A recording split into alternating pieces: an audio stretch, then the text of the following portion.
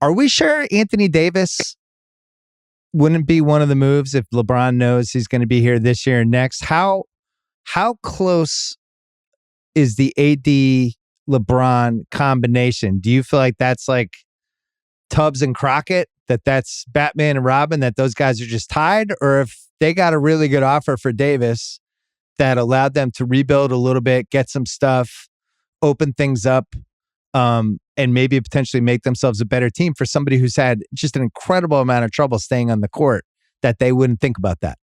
So here's the thing. We've just been talking about how much talent there is. We're going to get to mid-season and there's going to be, we're going to have a game of musical chairs. Yes. We're going to have teams that are like, wait a minute, we're near the tax, or maybe we're looking at being in the tax, and my stars are older, and look at these stud, because this draft class is exciting, and we're in 12th place or we're in 9th place. And even if we do great, we're not even getting out of the play-in. And so the league is top heavy right now. And that's why, like, make fun of the Thunder all you want.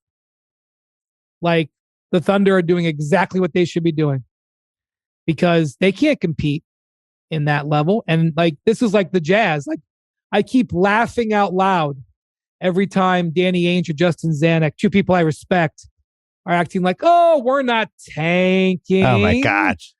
I mean, we're going to still try to compete. No, you should be losing as much as you possibly can. Every win should be disappointing. And Danny used to agonize when Brad Stevens would pull these wins out during his 2-year tanking session. That was never happened because Brad Stevens was too good. He fought it off.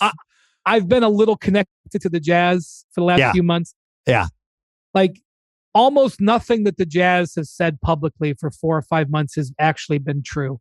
We're not going to trade Gobert. No, we're going to build around Donovan. The Mitchell thing was the best. Yeah, no, Mitchell's here. It's like, no, he's not. We're going to build around here. We don't have to trade Bogdanovich before camp. That's not important. Like, and I just saw, media day. They're like, we've got good veterans. Like, we're going to try to win these games. It's like, don't judge their words, judge their actions. But so my point is, like, what if we get to January and the Lakers are sitting there in 10th or 11th place? Well, what if LeBron misses 20 games with a pulled hamstring and the Lakers are 20-35? Like, here's the thing. Like, what if this Westbrook situation isn't actually a disaster? What if Westbrook actually accepts a lesser role, hits some corner threes, and like, they don't have to send him home? Like, you lost me in the corner threes, but go ahead. Okay. Let's just say that, like, it doesn't go terribly. Yeah. But they're still in like 11th place. Like, that's possible. Like, this is what I'm saying. How about this? Who do you like more than them or less than them out of Golden State, Clippers, Memphis, Phoenix, Denver, Dallas, Minnesota, New Orleans? I don't think they have a better roster than any of those 8 teams. I don't. Well, just think they finished 11th last year. Okay. Now think of the teams that finished in front of them. Who do we know for sure they're passing? Okay, we know for sure they're passing Utah. Utah's coming backwards. But on the flip side, you have New Orleans jumping up. Although I guess New Orleans was ahead of them already. You could argue Sacramento improved more than they did. I'm just looking at, like, I thought the Schroeder thing was hilarious because Schroeder last year, the Celtics tried to trade for 3 weeks before the deadline, as you know. They're trying to give him away to everybody. And then at the last second, the Rockets were like, hey, we kind of want to get off this Tice contract. We'll take Schroeder and the Celtics were like, great. And they dumped Schroeder, right? No playoff team wanted him. And then the Lakers get him 3 weeks ago and everybody's like, Schroeder, great deal, savvy, minimum. And it's like, what are you guys talking about? No playoff team wanted him 6 months ago. This was not savvy. Lonnie Walker was the worst mid-level exception guy anyone signed this whole league. They did not make themselves better. The way they're going to get better is if Davis is good.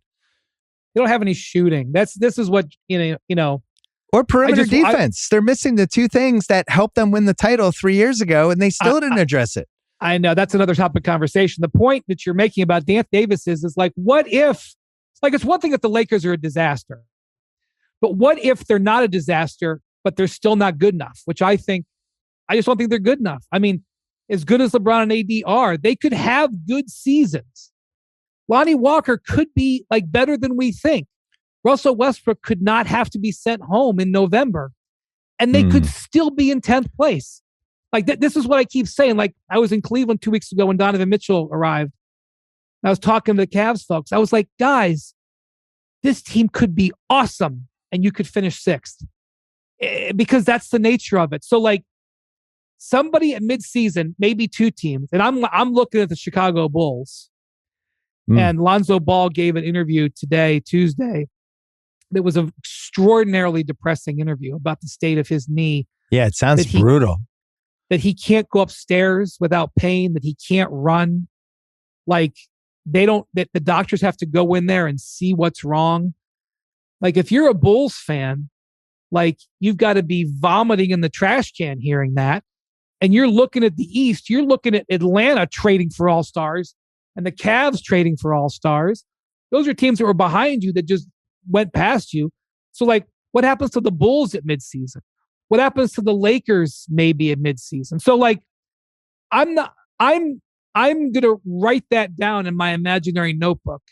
Yeah. That you just brought up. Now, the Lakers are thinking thanks for the not exact mentioning opposite. the Celtics. Thanks for not mentioning the Celtics and what happens to them But mid-season. why would I appreciate that.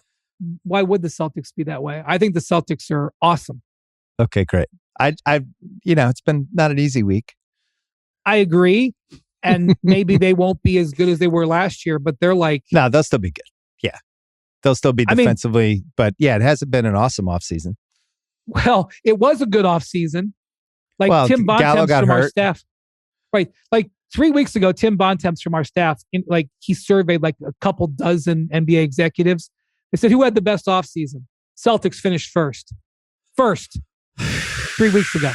The NBA moves fast. The Knicks are another team that I feel like could godfather Alfred Davis. And I do feel like that was a piece of not ultimately going too far with Mitchell, because I just feel like the way I said this before, but the way the league works now, there's going to be another Mitchell. You're just sitting in that bar stool waiting for the opposite sex to come in. And if you didn't click with the one, well, guess what? 2 hours later, somebody else is going to be sitting in the stool next to you, and you just got to be ready.